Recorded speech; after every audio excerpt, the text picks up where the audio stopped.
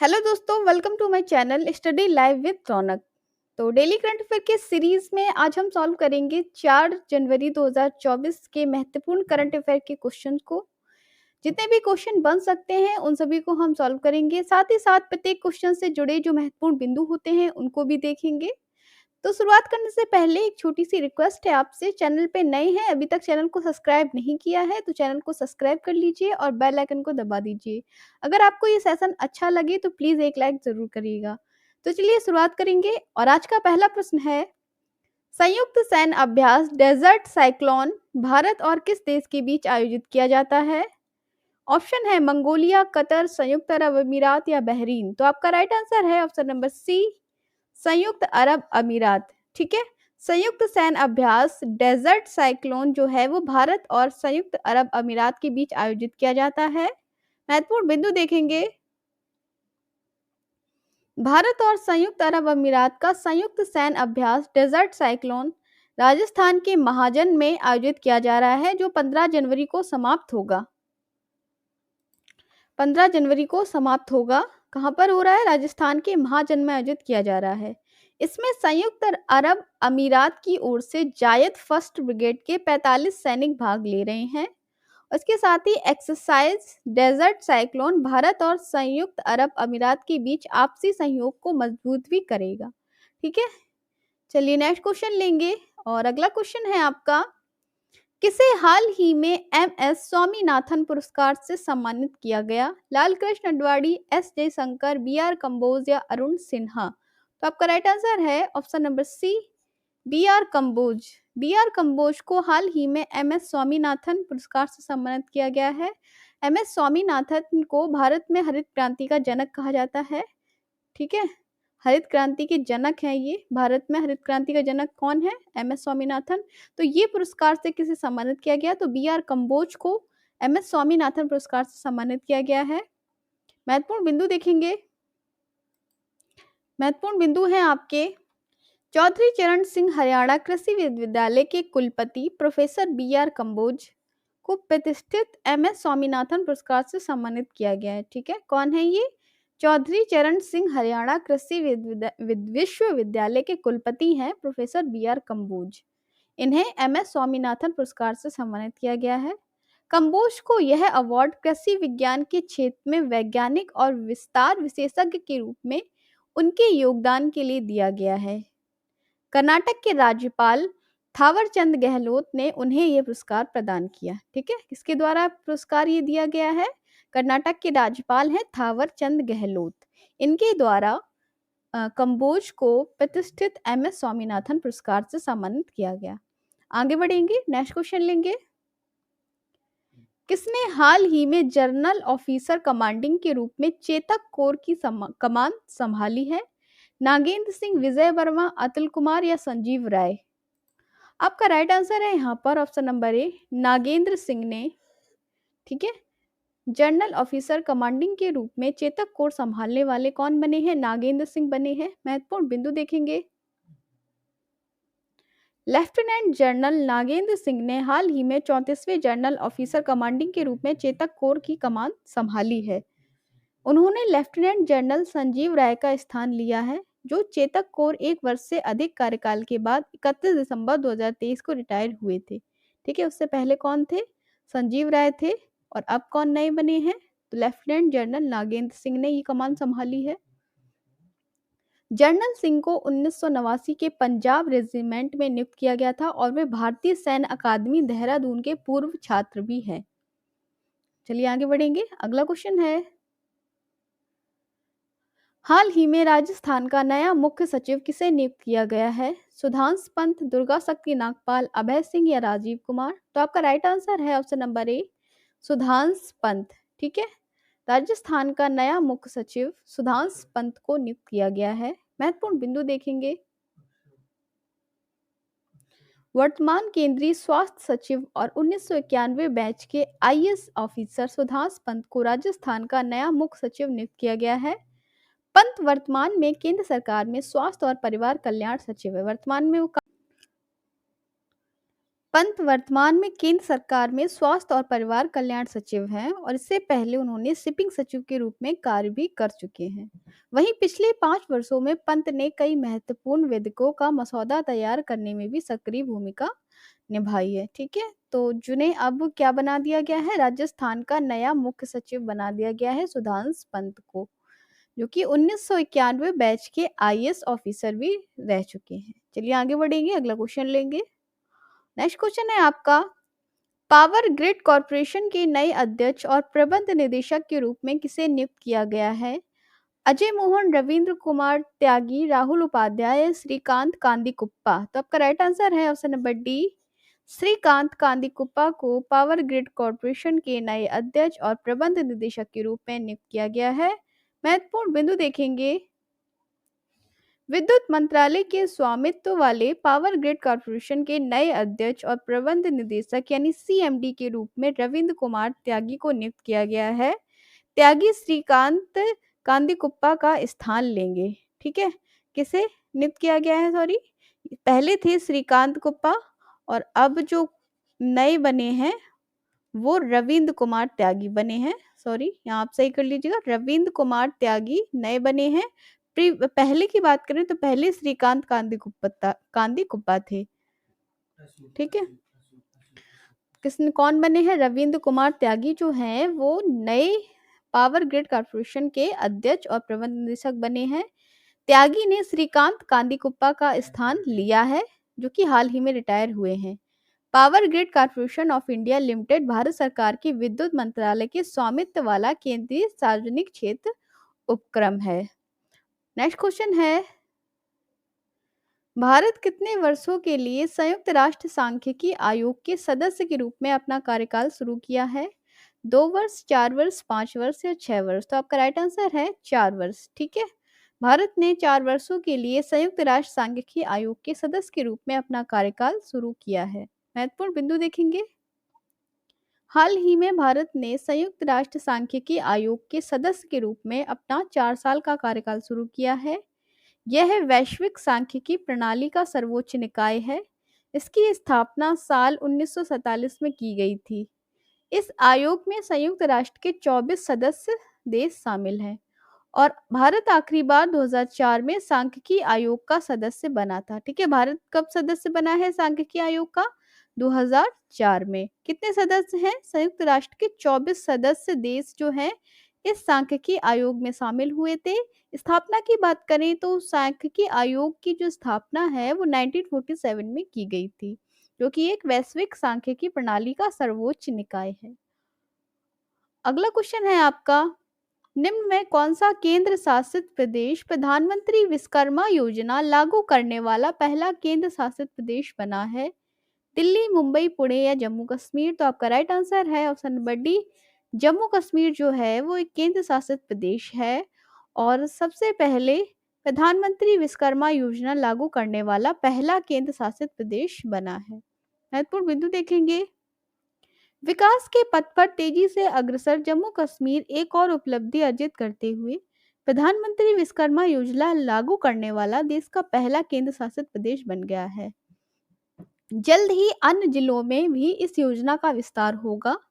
यह योजना शिल्पकार समुदाय को सशक्त बनाने, उनकी क्षमता बढ़ाने और स्वरोजगार के साथ उन्हें उद्योगों की जरूरत के अनुसार कुशल बनाने की भी एक महत्वपूर्ण पहल है।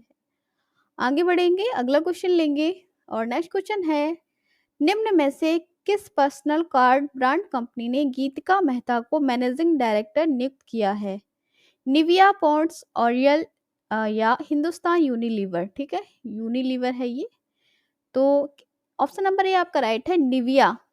Nivea personal card brand company ने गीतिका मेहता को अपना मैनेजिंग डायरेक्टर यानी एमडी नियुक्त किया है। किसने? निविया ब्रांड कंपनी ने गीतिका मेहता को अपना एमडी नियुक्त किया है। अगला क्वेश्चन है, किया इंडिया के नए सीईओ कौन बने हैं? ग्वांग गंगुली, टीजिन पार्क, टिम कुक या कुकवान? तो आपका राइट आंसर है ग्वांग गंगुली। ग्वांग गंगुली जो है वो किया इंडिया के नए सीईओ बने हैं। महत्वपूर्ण बिंदु देखेंगे, south Korean car manufacturing company किया मोटर्स ने अपने एग्जीक्यूटिव पोर्टफोलियो में एक बड़ा बदलाव किया है। देश की प्रीमियम कार मेकर कंपनी किया ने अपने सीईओ के पद पर ग्वांग गुंगली का नाम सुझाया है। किसका? ग्वांग गंगुली। कंपनी ने ग्वांग गुली को प्रबंध निदेशक और सीईओ के तौर पे चुना है। ऑटोमोटिव उद्योग में 3 दशकों से अधिक के अनुभव के साथ ग्वांग गंगुली किया इंडिया को विकास और नवाचार के अगले चरण में ले जाने के लिए तैयार हैं। ये किया इंडिया के तीसरे एमडी होंगे। ठीक है, इससे पहले 2 और थे। कौन-कौन थे? इससे पहले कू ह्यून सिम और टाई जीन पार्क किया इंडिया के एमडी रहे थे और तीसरे अब कौन बने हैं? ग्वांगुंग ली। चलेंगे आगे बढ़ेंगे, अगला क्वेश्चन लेंगे। और अगला क्वेश्चन है आपका, प्रेसिडेंट क्लॉडाइन गे ने हाल ही में अमेरिका की किस यूनिवर्सिटी की अध्यक्ष पद से इस्तीफा दिया है? प्रेसिडेंट क्लॉडाइन गे ने Californian university, Asia university, Bangalore university या हार्वर्ड यूनिवर्सिटी? तो आपका राइट आंसर है अमेरिका की हार्वर्ड यूनिवर्सिटी के अध्यक्ष पद से प्रेसिडेंट क्लॉडाइन गे ने हाल ही में इस्तीफा दे दिया है। ऑप्शन नंबर डी आपका राइट है। आगे बढ़ेंगे, अगला क्वेश्चन लेंगे। अगला क्वेश्चन है आपका, क्यों दिया इस्तीफा? जरा थोड़ा महत्वपूर्ण बिंदु देख लेते हैं। हार्वर्ड विश्वविद्यालय के अध्यक्ष क्लॉडाइन गे ने परिसर में यहूदी विरोधी भावना पर अपने रुख और उनके खिलाफ लगाए गए साहित्यिक चोरी के आरोपों पर महीनों तक चले हंगामे के बाद अपने पद से इस्तीफा दे दिया है। ठीक है, यहूदी विरोधी भावना पर अपने रुख और उनके खिलाफ लगाए गए साहित्यिक चोरी के आरोपों पर हंगामे के बाद जो है अध्यक्ष जो है क्लॉडाइन गे ने इन्होंने अपने अध्यक्ष पद से इस्तीफा दे दिया है। महत्वपूर्ण बिंदु थे ये। अगला क्वेश्चन है आपका, हाल ही में किसने लक्षद्वीप दौरे के दौरान कावारती के स्टेडियम में 1150 करोड़ रुपए की विकास योजना का शिलान्यास व उद्घाटन किया है? राजनाथ सिंह, अजय माथुर, विजय सिंह या नरेंद्र मोदी? तो आपका राइट आंसर है ऑप्शन नंबर डी। प्रधानमंत्री नरेंद्र मोदी के द्वारा हाल ही में लक्षद्वीप के दौरे पे कवारती के स्टेडियम में 1150 करोड़ रुपए की विकास योजनाओं का शिलान्यास रखा गया है। किसके द्वारा? प्रधानमंत्री नरेंद्र मोदी के द्वारा। अगला क्वेश्चन पे चलेंगे और नेक्स्ट क्वेश्चन है आपका, लेफ्टिनेंट जनरल प्रितपाल सिंह सेना के कौन से जनरल कमांडिंग ऑफिसर बन गए हैं? 8वें, 18वें, 28वें या 38वें? तो आपका राइट आंसर है ऑप्शन नंबर सी, 28वें। लेफ्टिनेंट जनरल प्रितपाल सिंह सेना के 28वें जनरल कमांडिंग ऑफिसर बन गए हैं। महत्वपूर्ण बिंदु देखेंगे, 1 जनवरी को सेना के लेफ्टिनेंट जनरल प्रितपाल सिंह सेना के 28वें जनरल कमांडिंग ऑफिसर बन गए हैं। उन्होंने सुदर्शन चक्र कोर की बागडोर संभाली है। लेफ्टिनेंट जनरल प्रितपाल सिंह ने दिसंबर 1989 में आर्म्ड कोर की 62 कैवलरी यूनिट में कमीशन लिया था। कब? 1989 में, दिसंबर 1989 में लेफ्टिनेंट जनरल प्रितपाल सिंह ने आर्म्ड कोर की 62 कैवलरी यूनिट में कमीशन लिया था और अब उन्हें 28वें जनरल कमांडिंग ऑफिसर बना दिया गया है सेना के, जिन्होंने सुदर्शन चक्र कोर की बागडोर को अपने हाथ में लिया है। चलिए आगे बढ़ेंगे, अगला क्वेश्चन लेंगे। अगला प्रश्न है आपका, हाल ही में दक्षिणी नौसेना कमान के 30वें flag officer commanding in chief के रूप में पदभार संभाला है? अमित रामपाल, जितेंद्र सिंह, वी श्रीनिवास, प्रतीक माहेश्वरी? तो आपका राइट आंसर है यहाँ पर option number C, V Srinivas. ठीक है, हाल ही में दक्षिणी नौसेना कमान के 30वें फ्लैग ऑफिसर के रूप में वी श्रीनिवास ने पदभार संभाला है। ऑप्शन नंबर सी आपका राइट है। महत्वपूर्ण बिंदु देखेंगे, वाइस एडमिरल वी श्रीनिवास ने 31 दिसंबर 2023 को कोची के नौसेना बेस में आयोजित एक प्रभावशाली औपचारिक परेड में दक्षिणी नौसेना कमान के 30वें flag officer commandant in chief के रूप में पदभार संभाला था। ठीक है, 31 दिसंबर 2023 को 30वें फ्लैग वे ऑफिसर। ठीक है, अगला क्वेश्चन है आपका, विश्व ब्रेल दिवस कब मनाया जाता है? 1 जनवरी, 2 जनवरी, 3 जनवरी या 4 जनवरी? तो विश्व ब्रेल दिवस ऑप्शन नंबर डी है आपका राइट है, 4 जनवरी, यानी आज के दिन विश्व ब्रेल दिवस मनाया जाता है। ब्रेल लिपि होती है। ठीक है, ब्रेल क्या है? ब्रेल एक लिपि है जिसमें जो अंधे लोग होते हैं उनको पढ़ने के लिए ये लिपि आसानी मतलब सहायक होती है, ब्रेल लिपि जो होती है। तो विश्व ब्रेल दिवस कब मनाया जाता है? ये 4 जनवरी को मनाया जाता है। अगला क्वेश्चन लेंगे। अगला क्वेश्चन है, कई राज्यों में ट्रक ड्राइवरों ने हिट एंड रन से संबंधित किस नए कानून के विरोध में हड़ताल किया है? अभी हाल ही में एक नया कानून आया है हिट एंड रन को लेके, जिसके संबंधित ट्रक ड्राइवरों ने हड़ताल किया है, वो कौन सा है? भारतीय न्याय संहिता बीएनएस की धारा 106, भारतीय दंड संहिता आईपीसी की धारा 304, भारतीय न्याय संहिता बीएनएस की धारा 206 या भारतीय दंड संहिता आईपीसी की धारा 420। तो आपका राइट आंसर है ऑप्शन नंबर ए, भारतीय न्याय संहिता बीएनएस की धारा 106, जो नया कानून आया है हिट एंड रन के प्रति, इसलिए इस कानून के चलते जो कई राज्यों में ट्रक ड्राइवरों द्वारा हड़ताल किया जा रहा है। ऑप्शन नंबर ए आपका यहाँ पर राइट है। नेक्स्ट क्वेश्चन है आपका, वर्ष 2024 में ब्रिक्स के सदस्य देशों की संख्या 5 से बढ़कर कितनी हुई है? 8, 10, 12 या 15? तो आपका राइट आंसर है ऑप्शन नंबर बी, 10।